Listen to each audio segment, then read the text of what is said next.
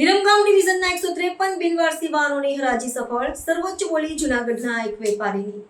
Viramgam ડિવિઝનના Viramgam town, rural, Vithalpur, Mandal તથા Detroj police station વિસ્તારમાં જણાવ્યા ઉપરાંત મુક્ત પડેલા કુલ 153 બિનવારસી વાહનોની જાહેર હરાજી મકરબા પોલીસ હેડક્વાર્ટર ખાતે સફળતાપૂર્વક સંપન્ન થઈ હતી.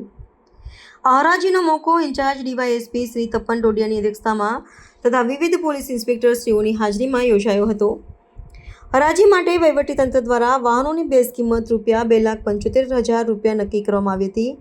હરાજી પ્રક્રિયામાં રાજ્યના વિવિધ શહેરોના કુલ 48 વેપારીઓએ પૂરજોશમાં રજીસ્ટ્રેશન કરાવી ભાગ લીધો હતો.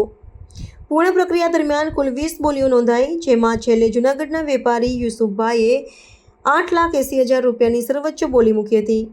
આ બોલી સર્વથા માન્ય ગણાય છે અને હવે તમામ નિયમ અનુસાર આ વાહનો સોંપવાની કાર્યવાહી તંત્ર દ્વારા હાથ ધરાઈ છે.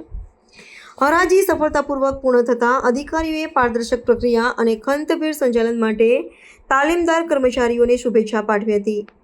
તંત્રએ જણાવ્યું કે આવા ઉપક્રમો દ્વારા અનાવશ્યક વાહનોનું નિયમિતકરણ તેમજ જાહેર આસામીઓમાં પારદર્શકતા વધે છે.